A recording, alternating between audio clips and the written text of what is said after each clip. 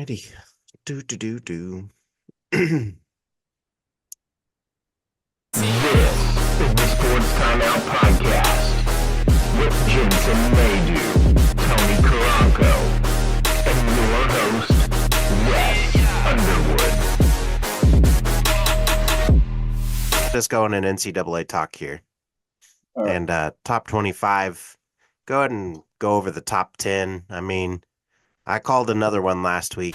And welcome into the Sports Timeout Podcast, brought to you by Jeffersons Free Fried Pickle Fridays. And also, if you're a college student, go in there and get that 50-cent boneless wings. I mean, back in the day, I know I scarfed mine down. I know it was B-dubs back then, but now we got Jeffersons and B-dubs. And Jeffersons, by far, to me anyway, way better than B-dubs. B-dubs got that little wing. Jefferson's got that big one. So it's all about the quantity and quality, I guess, but together is always a good thing. But when you get done there, go check out Robert's Integrative Dentistry in Joplin if you're looking for a brighter, straighter smile. And be sure to schedule your appointment today at 417-622-0404. And also, don't forget to check out our newest sponsor this fall, TeeTime, just south of Ghetto Tacos in Webb City. 4-man scrambles wrapping up over there, and well, if you're not there to do golf or any of that, be sure to catch any of the local games or Chiefs football or whatever's playing. Maybe the World Series when it starts up here in a few days. Yeah, get on over there, get that iced coffee, get your drink, whatever you want to do there. And if not, go play golf. Like, have fun. It's a good time. Everything over there has been fun so far. Haven't really not had a good experience there yet, so it's been pretty awesome. Now that the weather's kind of cooling down in the evenings, I feel like that's a good time for y'all to get out. So, but yeah, Wes Underwood, Clint, and Tony are out this week, and Jensen is back. And yeah, how are you? I'm doing good. Can't complain. I have the day off tomorrow, so we're doing great. Same here. Really? Yeah, I got it Nice. off tomorrow, and then next week we have a half day off on Thursday, and then we got a full day off on Friday, but we're Nice. working, but without kids, so So yeah, it's better. it's crazy. 3 days with students next week, and then all that time off. I'm like, man, it's definitely getting into the fall season, that's for sure. Yeah. It'll be a nice break for y'all though too. Oh yeah, parent-teacher conferences last night before. I mean, it was definitely a lot of being on your feet and hustling around. And then the only thing I dislike about it is the short, like we get good dinners, but we get the short dinner time. So it's like, all right, we got 5 minutes, 10 minutes to eat. All right, let's do it. All right, next meeting, let's go. So, but yeah. Yeah. All right. That note, make sure to hit that like and subscribe button. And yeah, well, on YouTube. So first up, we'll talk NCAA as always. And top 25, we focus on the top 10. Now, I called another one last week as Army and Navy are now in the top 25, but top 10, Oregon goes number 1 after beating Ohio State and goose egging Purdue. And yeah, they have 6-1 Illinois, and we'll see there. But congrats to them. Somehow, though, 6-1 Georgia is back in the number 2, jumping up 3 spots. I mean, they did take down Texas after all the negative talk, so I guess 2's okay. We'll see after the Ole Miss and Tennessee and Penn State games, but yeah, at 3, Ohio State, or well, Penn State's at 3, sorry, and then Ohio State is at 4. Okay, Texas is better, but they dropped to 5. Okay, and I guess I'll be okay with this. I'm not huge on it, especially if you get dethroned and you have been beaten by a team that's in the top 25 or top 10. But I mean, look, Miami is 7-0. They are 6, but they did beat Louisville, who have been ranked. So, okay. And I think Indiana should be top 10 for sure after what they did to Nebraska, and what they have been doing to teams is insane. I mean, they're outside at 13 looking in, but 7 is Tennessee, LSU's at 8, Clemson's at 9, and Iowa State 7-0. They beat a ranked Iowa team. They beat Baylor, and if they win out, they better be top 8. Excuse me. I kind of like the top 10. It could use a little work, but really overall everything looks okay. You have anything to disagree over, or you okay with it, or even the top 25 at this point? I mean, this is the most okay I've been with the top 10 in a long time. Yeah. Yeah, honestly, I also just think it's refreshing to see Alabama not even in the top 10. Yeah, I think they So should even be out of the top 25 at this point with all the undefeateds that are in there. yeah. And then Kansas State like right behind them at Yeah, 16. So, they did get but back in there and they deserve it. I just think honestly, like the best part of this whole week is just seeing Alabama at 15. Yeah, So it's been a long time. yeah, yeah, it's crazy. And Oregon at 1 is also, I feel, different. I mean, they So keep it up. It's pretty accurate. I mean, that team they're good. I'm not gonna doubt them. And even those years under Chip Kelly, I mean, they had some phenomenal offenses with a lot of good defensive players and still came up short. But I mean, with the way things are going and how all this stuff has changed since Saban's left and that powerhouse, you see it just shifting to other places to where it's kind of evened out because Alabama was that team that, hey, we want you here. Even though you're going to be sitting on that bench, you still get a ring. Hey, right. we want you here. Hey, even though you're sitting on that bench, you still get what? Top 4, top 5, 10, whatever. You're in the top 10 year after year. You want to be on that team that was like, "Oh, that was a really good team." Yeah, I sat on the bench. Oh, well, that must mean you're a really good player because you backed up a guy and you're ready to go. You're the next man up. And that's kind of the mentality that they had there. Yeah. But now you see the shift. A lot of people left and they've gone out to these other conferences, and you're starting to see it kind of even out a little bit. So Yeah. I do like that. So Yeah. It makes it more thank you, fun to Nick watch. Saban. I know, and I wonder like how he's feeling about it. He looks You know? all right. He's making money. He's with Pat McAfee on ESPN. So Yeah. I mean, yeah, he's making money, but like, it's just like this like legacy and this like name that you have like made for this true. school and just see them like fall down so fast. Not I that they're mean, not good, but when he like, left LSU, they were feeling the same way, but then he ended up going to Alabama after his stint in the NFL. So yeah, just crazy. it is. And I mean, I'm all for it because people got to leave after a while. It's kind of like the Chiefs. I mean, people are wanting Andy Reid just to, hey, can you like step down now? We're getting tired of it. And then all those years with Bill Belichick and Tom Brady. Hey, Bill, it's you can retire now. But Yeah. I mean, they do what they do, and then they go when they want to go. In Bill Belichick's case, not really, but everybody else so far, it's kind of gone their direction. So Yeah. It just is, it's a new era of college football. yeah, it'll be different for sure, for sure. Yeah. All right, next up, we'll talk NFL and we talk Chiefs, and they're out here making Chief moves. Look, I'm already being dogged here, and pretty much on what I said about Tyreek Hill a few years back when they made that trade. But I made one post about D Hop coming to Kansas City and caught shade for it from some listeners and followers. And I mean, who said, didn't you say Tyreek would be bad once he hit 30? At 29, he put up a career best in yards last season, but he has to have a healthy quarterback to produce.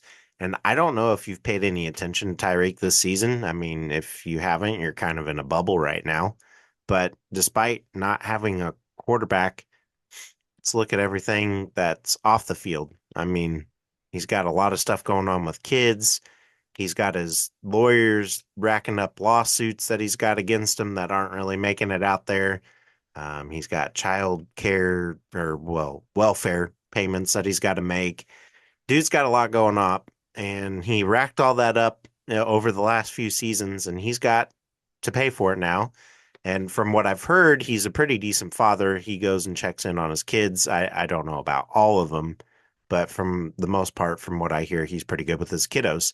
And that's why you see him travel around a lot and he's everywhere. Like he's got his Instagram and YouTube channels out there, and Tyreek's always just making content, going to different places, meeting with people while he's in those areas. And I mean, yeah, you kind of got to do what you got to do to make money there because obviously you got all that stuff you got to pay and take care of on the outside. So, and then everything that happened this season, I mean, with what's going on before games and outside the turf and with taking care of the kids, though, is the big one. And then other issues being the season ending or end of season surgery that he had in the off season that he didn't want anybody to know about, but then we all found out about it due to him being arrested and everything before. And I don't know. He's had a lot of wear and tear, and it's showing this year. And he's 30 years old and 294 yards on 24 receptions. That's 12 yards per catch, 49 yards per game thus far. The dude is at the lowest point in his career. And if you're gonna come at me and say, "Well, didn't you say once Tyreek hit third?" I mean, watch what you're saying. Like, I didn't say once he got traded. I said once he hit his 30s, you're gonna see a decline because he's got so much going on mentally. He's got a lot that's just weighing him down, and it's showing now. Like 30 is like that switch for some reason in the NFL. Like you're either going to kick it into gear and do well, be a Tom Brady, be a DeAndre Hopkins like the Chiefs just got, or you're going to be Tyreek Hill and just kind of go down a little bit. You're going to be like all those over the 30-year mark wide receivers who just kind of, oh, shoot, wear and tear, all that jazz. But I don't know. I know what I said about receivers over 30, but Hopkins, in my case, he's 32, and the dude's a target. He can catch when he plays at wide receiver one and even two. He's proven that he can be a two, a successful two. He gets the job done. 21 and 22 were down years for him, but he wanted out of Arizona and battled some things there. And then, on top of that, he's always been a class act, and how he treated the Titans organization and how he treated Tennessee as he left and went through social media. Tyreek Hill dissed Patrick Mahomes and dissed that system after he left Kansas City. That's the kind of guy that you're not like, okay, cool, see ya. Like, we've had enough of you. You got in trouble. You got out of it. You helped us win a Super Bowl. You did it legally. But thank you for your service. Thank you for your time. It's time to move on. Like these shenanigans. Oh, Tua is better than Patrick Mahomes. And I mean, he might be able to throw it further. He might be able to launch that ball and get you more yards, but Mahomes is in the system that works for him, and that's what happens. But to come out and just dog your cute old QB like that, but really after the 2019 season, though, for me, Hill kept getting into trouble. He's continuing to have all these minor things in the off season, and as of late, like I mentioned, during the season. So I just lost respect for the guy. But Hopkins loves his mom. She comes to all of his games, takes care of her, lost his dad young, good guy in the community. Never really heard anything negative fan interaction wise with him.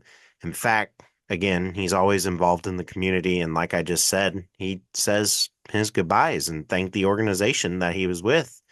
But that being said, what are your thoughts here? Do you like the move? Do you not like the move?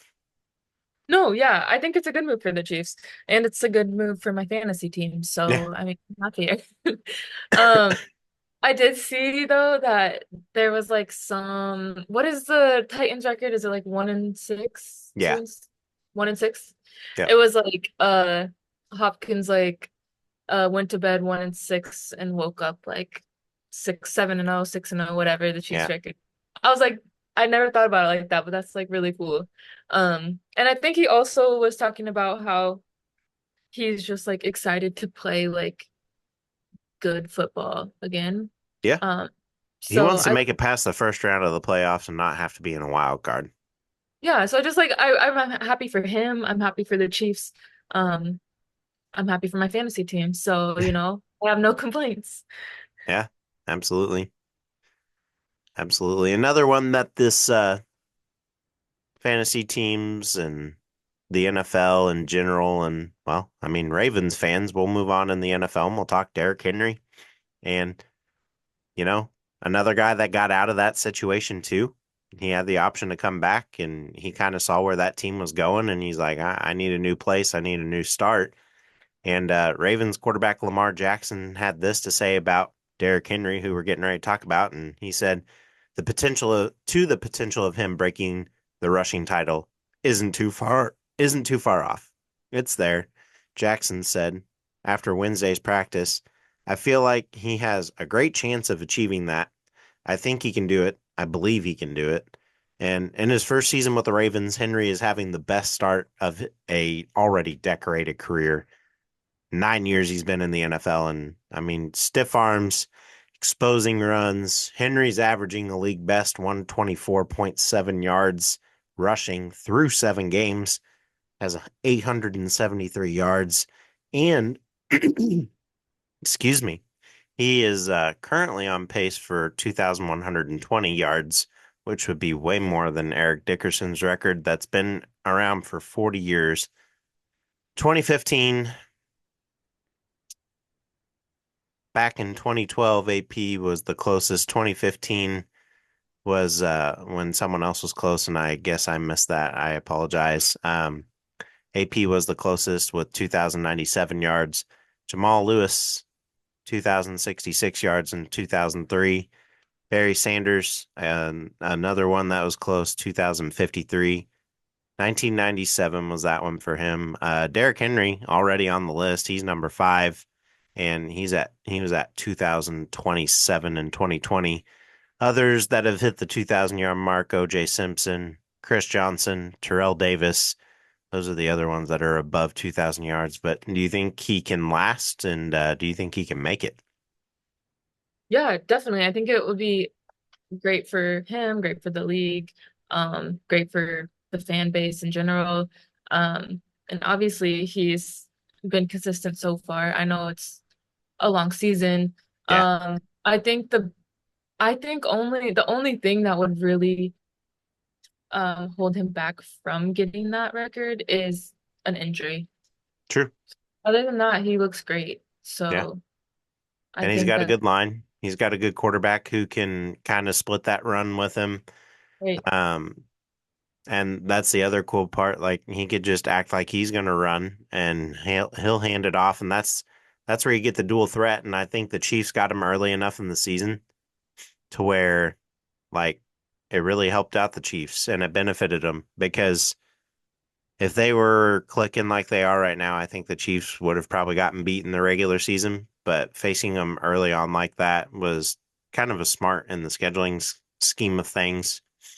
And that being said, come playoffs, I mean, Derrick Henry's looking for that next level too. I mean, he's been with the Titans as well, and he played with Hopkins, and those two just unfortunately didn't make it very far. So, Yeah, yeah. but it's It'll crazy. be it'll be fun to watch.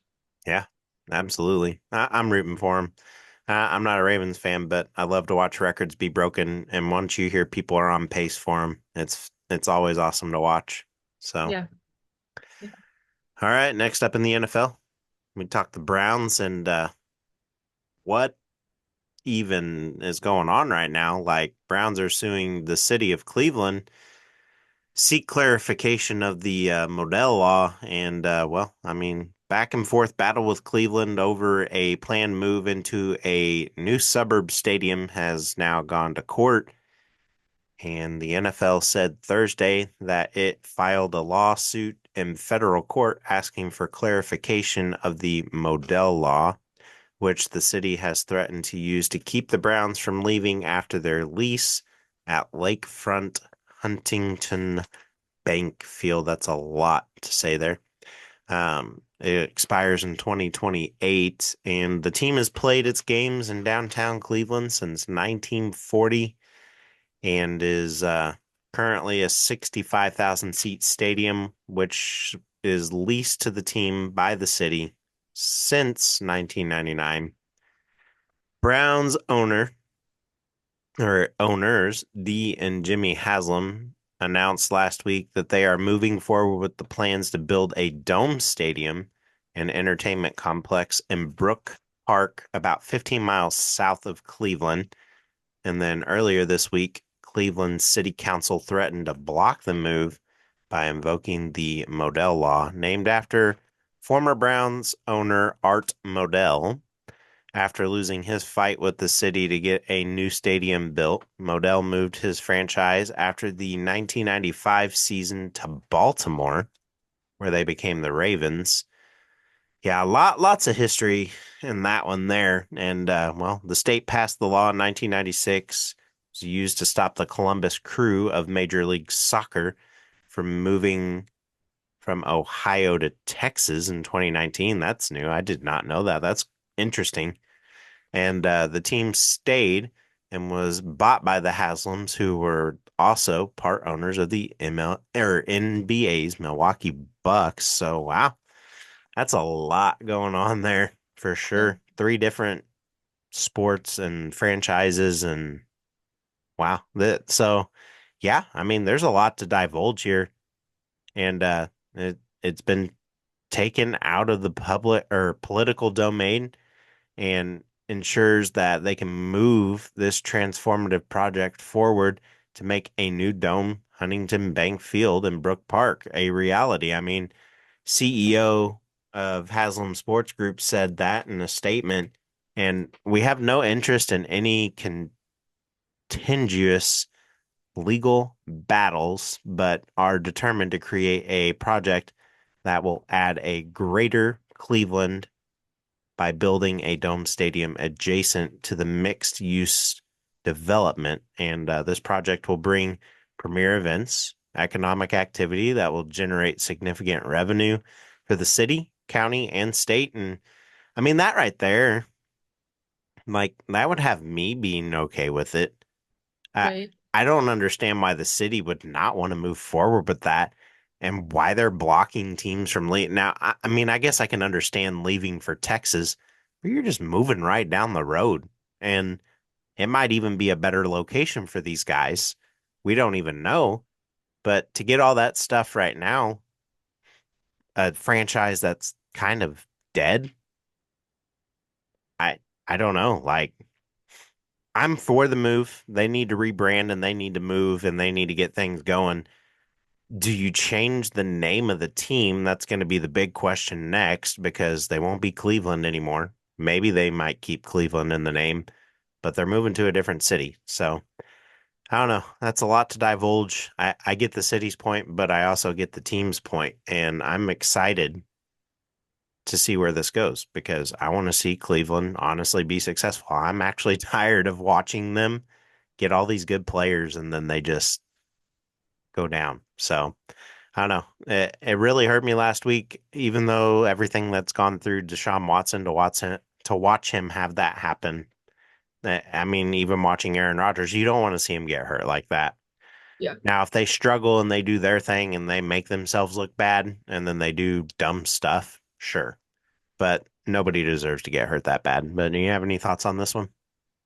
Um, yeah, I think that number one, first and foremost, a dome makes sense in Cleveland or in Ohio in general. They need a dome. So that needs to happen no matter Yeah, what. Um, but I think also when I think of like why the city would be upset that they're moving, even though it's not that far, sounds the petty. the only thing I can think of is number one, like different tax brackets, and like then like number two of like maybe the revenue of like people going to games and like staying in hotels that wouldn't be like in Cleveland would Yeah. maybe like Or would they stay in the hotels in Cleveland? Who I knows what mean this little um suburb's like? yeah. So Those are the only two major things that I can think of that would be like, okay, Yeah, like I can see their point of view. But true, true. yeah, Or maybe they make a deal where they get a hotel in Cleveland for the teams and stuff like that to bring that revenue in. And yeah, who knows? Who yeah. knows? But all right. We got time. Huh? I said, yeah, but we got time. Yeah, absolutely. 28, is that what you said? When is Yeah, 28. Yeah. It'll be interesting to watch unfold. I want to see how that court case goes. All right.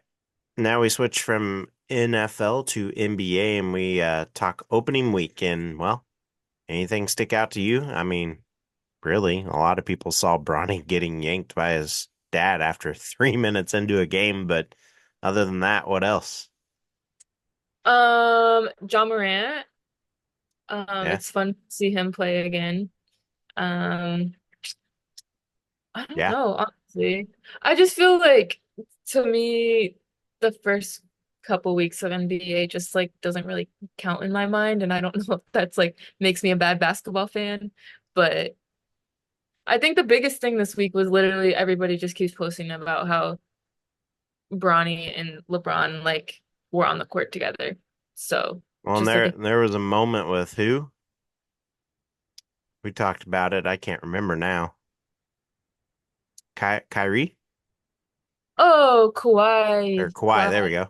yeah, yeah, yeah, yeah. So, I saw that the the Clippers are being sued by their former like strength and conditioning coach, um, because the strength and conditioning coach is saying that like he had issues with how the team was handling Kawhi's like injuries and Yeah. um so after he voiced his concerns and opinions is when the team let him go. And I Yeah. was reading more into it even, and apparently he got hired there because they were trying to get Kawhi, and that strength and conditioning coach worked with Kawhi at San Diego State.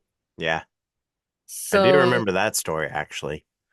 yeah. So I was seeing that says um the coach claims the franchise was more concerned with Kawhi's productivity and having him on the court than his recovery process from injuries that Yeah, derailed two-time NBA champions recent seasons. So, yeah, which man. is but I like it's believable, right? Yeah. Well, And it's especially with everything that happened with Sterling, and then you got the TV show clipped out there now, and I never got to finish that, by the way, but the first 5, 6 episodes were very eye-opening, and for everything that those players had to endure, and then now this happens, it's like, is that franchise ever going to be okay? yeah, yeah. And poor Kawhi, you know. And I also think that like I think that connection that Kawhi and this coach have had previously, I think it like takes it even to a deeper level because obviously this coach like cares for Yeah, not that coaches don't always care for players, but like there's like a longer relationship with these two. So sure. I know that he was, just voicing concerns like Yeah. anybody would for someone they care about. So yeah. Yeah, and then you talk on that, and then for me, mine, I mean, it's exciting to see that Ball getting 14 minutes back out there on the court, talking about players and seeing them succeed. I mean, the Bulls did the right thing. They let him get his surgeries, and now he's able to come back. And I mean, he went 2 for 4, racked up 5 points, 2 assists, 1 rebound. I mean, after everything he's gone through surgery wise, give him time, give him time. But it was also eye opening to see Nikola with 21 points and 11 rebounds. Levine, 27 points in opening game there. What? That's awesome. And then Giddy with 14, and then Jalen Smith with 14. He came off the bench. I like where they're heading. Closing out the second half is a big one for me, though. I mean, also for them, really. But as a fan, them not being able to close out that second half, I mean, it's just crazy that you're within 1 point and then all of a sudden you just lose the lead and you end up losing by over 10. I think as the season goes, though, we'll see White heat up more. as well as Ball, and then we'll see Julian Smith too, and then Giddy, maybe, but it's once again a young team, and we'll see what they can do. They got the Bucks tonight, and then OKC at home Saturday. So, but top teams in the league right now that are starting off where they left off: Celtics, Cavs, Warriors, Jazz, and Grizzlies. I mean, you mentioned Ja Morant, and yeah, I mean they look good. They look promising after game one. I'm with you. Give me a couple weeks to see if we see the real numbers hold up. But yeah, we'll see. I think also actually week one, the Celtics, didn't they break like a 3-point record? And I'm pretty sure they did. Possibly, I saw something on that too. I think I could be totally making this number up, but so for some reason in my head, I think that it was like 29 threes or something in the game, and it was Yeah. like some We don't do record. this often, but I'm gonna look it up. Yeah. I think it was 20, Celtics definitely records, right? some 3-point record was broken. Bum bum bum. Yeah, they tied it. Oh, okay. They hit lid pursuing mark. So let's look at that. It doesn't say, oh, 29. Yeah. Hey. So, I mean, that's cool. That's a good story. Like, if they could do that consistently, which they Right. probably could, I just feel like some points they actually do take it easy and they take it easy on teams too, because they just don't want to blow them out all the time. Because, I Yeah. mean, they're a very capable team of doing so. Yeah. But I think, what it's was it last night? Didn't they blow out? Yeah, by 20 points, Washington. So, that's not that surprising though. no, but I mean, still, you're able to do that, and it could have been more, but I think they put people on the bench. So, and yeah, I don't know. Denver looks promising too, by the way, and we'll see how long the Joker can go there, but they look pretty promising this year. Yeah. So, Yeah, I'm excited. yeah. But all right, now we go ahead and continue in the NBA, and we'll talk Joel Embiid. And the NBA is likely to begin an investigation later this week into the Philadelphia 76ers surrounding the player participation of All-Star or All NBA center, excuse me, Joel Embiid. Sources told ESPN on Wednesday. And Embiid didn't play in the preseason for what the team called a left knee management or injury management, and will miss 3 games this week. Wednesday season opener against the Bucks, Friday tonight against the Toronto Raptors, and then Sunday against the Indiana Pacers. And it's typical for the NBA to review a team anytime a superstar player misses. And I mean, they're going to be nationally televised games, and as per the player participation policy. And honestly, before this, I've never really heard of that or heard it been made a big deal, because how many times has LeBron James sat out to begin a season? Like this year, he didn't start the game, but he ended up going into the game and he made the difference. And then, you know, just Giannis and guys like that, like they've sat out games before and at crucial points in the season, and they never really got investigated. But 76ers said Embiid is responding well to his individualized plan and will ramp up his return to play activities this week, including going through scrimmages. But based on that, I mean, do you think it's necessary for this one, or do you think they should just let it be? I mean, it's like we just said, like it's just the beginning of the season. So Yeah, I don't know why they're all have their feathers ruffled for this at this point in time.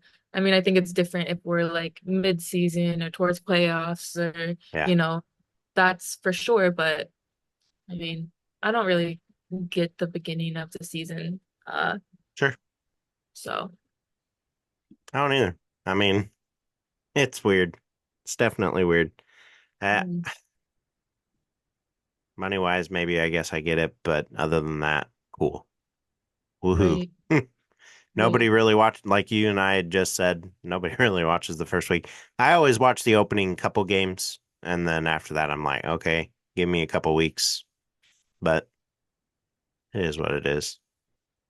if you're making big news like that, you're not a true fan, my opinion. But all right. Now we move on to soccer, and that's brought to you by the Corner Kick in Neosho. Be sure to stop by the Corner Kick located at 1411 Blue Oak Lane, Suite C, Neosho, Missouri. They have the largest soccer store in Southwest Missouri and Northwest Arkansas, Southeastern Kansas, and Northeastern Oklahoma. Be sure to check them out Tuesday through Sunday for your football needs. And, well, last week we saw history yet again. Temwa Chawinga got her 20th goal on the season. NWSL record has been reset once more. And look, this team dominated 4-1. Schultz gave up one goal on a deep banger that just went to the back of the net, nearly missed her fingertips, but got the top corner and just went in. And then in this match, we saw goals from Cooper, an own goal from the keeper there, and then Chawinga, and then Dabinia. And I mean, it was a sight once more to end the season. Well, the home game, final home game of the season in Kansas City, and things are heating up at the right time though. And for the right players, I feel going into the playoffs, which will now be played in Kansas City on Saturday, November 9th at 11 a.m. Gonna try to make it. I'm hoping that I can get up there. The hype is here though from the players and the fans and from the league. I mean, but before we get into that, we get two more big matches. Tonight will be the Summer Cup final between Gotham in San Antonio at 7 p.m. on CBS, and it's going to be a fight. I mean, we have the 3 and 4 seeds going at it, and then on November 3rd, the big matchup will be against the Red Stars. Oh man. And what an exciting end of the season, because if Kansas City gets 3 points, that could launch them into the 2 or the 3 seed. And they get the 2 seed with a win and a loss by Gotham and Washington, or a win and a draw from both teams. And then they get the 3 spot if one of those teams gets a draw and the other wins. And we stay put if everybody draws or loses. So, yeah. But we'll get more into that next week, and we'll save that talk. But I'm excited though for 2 more matches and then the playoffs. But also big news as midfielder Vanessa DiBernardo signs a new contract extension with the club announced yesterday through 2026 with a mutual option for 27. This is huge. I mean, very deserving, and I can't wait to continue to watch her play over the next few years. And I mean, what this team has done this year, records, scoring, goals, I mean, you name it. They've been there, they've got it, they've done it, and they've set it as in the records. It's been crazy fun to watch. And what this team's got going is something special. And to get up there and watch the energy from day one, was able to be at that match. Danny Welniak and I talked about it, seeing the tone of the season and just how these players have adapted, and then how things have happened throughout the season. It's a long season. How things have happened throughout the season where you've lost players to injury, you've lost players to trades, you've gained players through other teams just giving them up, you've gained them through being international spots, and then, yeah, I mean, just a lot of things. Players have been dished all over the league this year. It's not just in Kansas City. There's been multiple moves. It's one of the craziest free agencies I've ever seen. I mean, not even really free agency, but trades. Like, their window is small, and by the time that they decide to start doing it, you see them flow. And just seeing where people have been, contract extensions, like everything's getting big in this league, and it's awesome to watch. But the amount of trades that happen and the amount of free agency pickups that happen through the portals and stuff when other team seasons end, or if you loan a player or get a player on loan, like the options are never ending, and it's fun to watch. So getting to see that and just be there for that and see all this stuff and world class players just come out of nowhere. I mean, Schultz, Germany, Dabinia, Brazil. Last or a few weeks back, we talked with Nichelle Prince and Canada. Desi Scott, we've had on here, Canada. We had players from Sweden. I mean, the list goes on. And being able to talk to all these guys and ladies through the soccer that we've been able to cover through sporting and the current, I mean, it's just been phenomenal. And this sport's growing. I say that in all honesty, just being at school and how when we were growing up, it was football and baseball or kickball on the playground. Well, kickball's gone and it's now four square, and you've got a little bit of football, but everybody's out there playing soccer. You have big groups because you can have up to 22 people playing and it being like an actual match, Right. as opposed to, oh, you got 10 people playing football where you have maybe five or six on each side, so 10 to 12, but it opens up more. It allows kids to get their energy out, and you're seeing them be more respectful, especially since Ronaldo has been on the scene. And now that Messi's in America, these kids are just going insanely nuts over that. And it's been something to watch. So being able to see all that and being able to see it go into fruition, and now younger girls can actually see what's going on in sports and be able to have that dream to play and be out there with the boys in elementary school just playing on the playground and then watching them make some awesome moves that back in the day, like you didn't see that, but now you're seeing it, and it's cool to watch. So I'm excited for soccer and sports in general and where it's going to head soon. So, but Yeah. yeah. Lastly, in soccer news, U.S. soccer is up for a major change to affect the youth system. And I mean, they say it's a fractured youth system in the U.S. soccer, and it's subject to yet another change with the risk of breaking up existing teams. And on November 22nd, the U.S. soccer will put a new ruling into effect that changes the age groups for soccer. Currently, the cutoff for each year is January 1st. In other words, those born from January 1 to December 31st will be in the same age group. And previously, the age group applied to school years in the United States. In 2016, the USSF changed the youth soccer system cutoff from August 1st to the current system.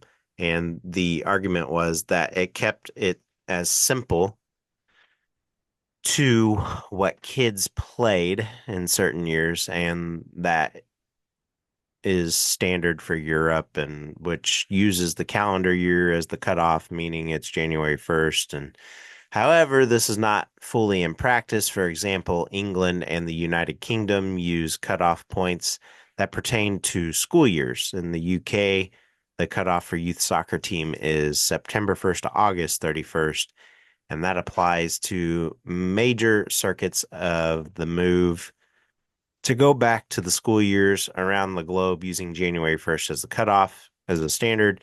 And then FIFA, which hosts a variety of youth tournaments for men's and women's soccer, and it applies to the January 1st cutoff to its tournaments. And then at the 2023 U20 World Cup, players born between January 1st, 2003 and December 31st, 2007 were eligible to compete, and U.S. soccer adjusting its youth system for age groups could throw off potential chemistry among players in other parts of the world. And that being said, U.S. soccer identified several reasons why it's reverting to the school-based system. For one, there is an issue of trapped players in the calendar-based system, where players born in the beginning of the year are in a different school grade than those born in the end of the year. And that can contribute to isolation from peers and teammates. In many cases, other activities in the United States revolve around the school calendar, and going into the school system can increase participation according to U.S. soccer. And I mean, arguments go on, but that being said, like, change it a little bit. We're still talking soccer, but in like what, basketball and football, like, what do you think that rule would be like there if they did it in a calendar year like that? I don't know. I've never That'd be a big gap.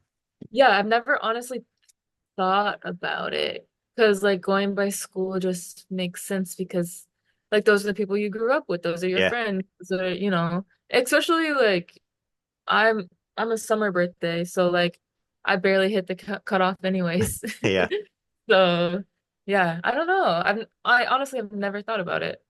Yeah. I mean, there's going to be a lot of discussion to be made still and have that go on, but you're going to get your controversies either way. You're going to have people upset. You're going to have people not upset. Right. I feel like they need to stick with one for a while and hopefully that whatever they choose does stick around for a while so it doesn't change and be ever fluid and all that stuff. So I don't know. I I like the year calendar thing, but I mean, we'll see. Yeah, I We'll think see it how makes it sense. goes. But lastly in soccer news, local soccer matchups. None until next week, and then it's going to be districts time. So tune into each team's social media page for that. And once districts are released, we'll be able to go up and give you those matches as well. So now we head into the local sports update brought to you by Trackside Burgers. They're open at 1515 West 10th Street. Go get some weekend barbecue today or tomorrow. You won't regret it. Guarantee it.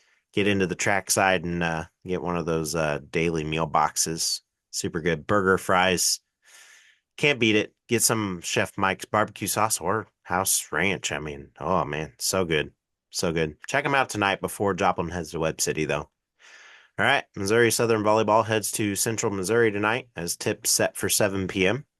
Women's soccer heads to Northwest Missouri State today, and the game will be played at 3 p.m. Then Sunday, they head to Missouri Western with first kick set for 1 p.m. And football heads to Fort Hays tomorrow. Yeah, kickoff set for 1 p.m. there. And then on that note, we head into the 2-minute warning brought to you by Ghetto Tacos on Fridays. Get 10% off all burritos all day long.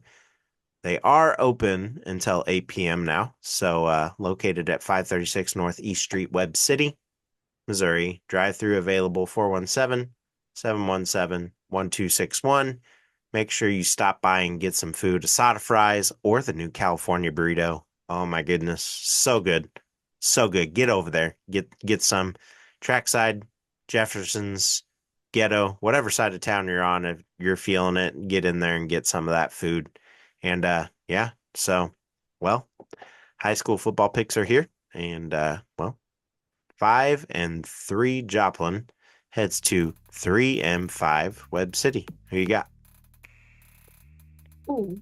I'll take Webb. Yeah. Okay, I'm gonna go Joplin here. I need them to. They got to win out to be able to host a playoff game, so I'm hoping that they get that. 7-1 Carthage hosts 5-3 Neosho. Who you got? I'm going Carthage. Yeah. Man, they let me down last week. Neosho did, and I really thought that they were gonna beat Republic, and they got goose egged. So I'm gonna have to go Carthage this week. Sorry, Neosho. Sorry. I want to go for the underdog, but yeah. All right, but on that, everyone is ending the season, and as of now, Carthage is the clear number 1 in Class 5 District 7. So everyone but Carthage will play next week, and Neosho is the 2 seed. With a win and with a loss, could fall to the 3 seed. Webb City is the 4 seed and currently could fall as well. And then for Joplin in Class 6, District 5, well, Nixa is the clear number 1 in that bracket, and Joplin is the clear number 2. So as much as I want them to win, and they need to win to be able to go out of the season on a good streak there, but even if they lose, they'll be hosting a playoff game after a bye week next week because their bracket has a weird amount, and yeah, so they have to have a bye week. But they'll take on either Ozark or Kickapoo, and then Waynesville will take on Kickapoo or Ozark. So, that being said, tune in for districts next week. Webb City should be playing, and Joplin will be on a bye if I've read everything correctly. So, but yeah, looking up to that. Districts are here, so, but that also leads us to music playing in the background in the end of another episode For Tony, Jensen, Clint, and myself, have a great weekend, and make sure you go get some food from any of our sponsors. Definitely encourage you to go, or even go get your teeth cleaned next week. Got some time off from school, got holidays coming up. Go get those teeth cleaned so you can eat all that candy next week. But got any weekend plans with your extra day?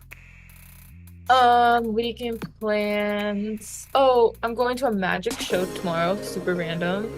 Yeah, I'm actually really excited. Then Sunday, I just have like a Halloween girls brunch, so also exciting. We love a Yeah. brunch. Yeah, What about I you? mean, you can't go wrong with it. Well, I No, guess you could, but in my opinion, you can't. So, I don't think so. Um, oh, going down to Mack County today. Gonna visit my former students and then go visit the soccer shop down there. Sam, coming to see you. Coming to see you. So be on the lookout today. Got to get some soccer futsal. So, like tennis shoes, soccer shoes. Got to get some of those ordered for next year's media game so I can go out there. I got a video plan and I got some stuff in the works. So, yeah, I'm excited for that one. It involves me playing soccer against elementary kids and schooling them. So, yeah, just a little insight, but going for the comedy aspect next year and being ready for the media game. I'm excited for it. And yeah, I definitely got to top this year's video and make the players laugh again next year because their reaction this year was pretty good, but I want to leave them speechless next year. So I'm excited for that. see what you But cook me. yeah, I mean, our sponsor Sam down at the Corner Kick, he gets where I'm going with it. And I was like, dude, thank you. I'm excited and I'm ready to do it. So, but all right, well, y'all have a good, safe weekend. Enjoy next week, Halloween. We might dress up, we might not on the show. Who knows? But we'll keep you guessing. So, take care. See y'all later.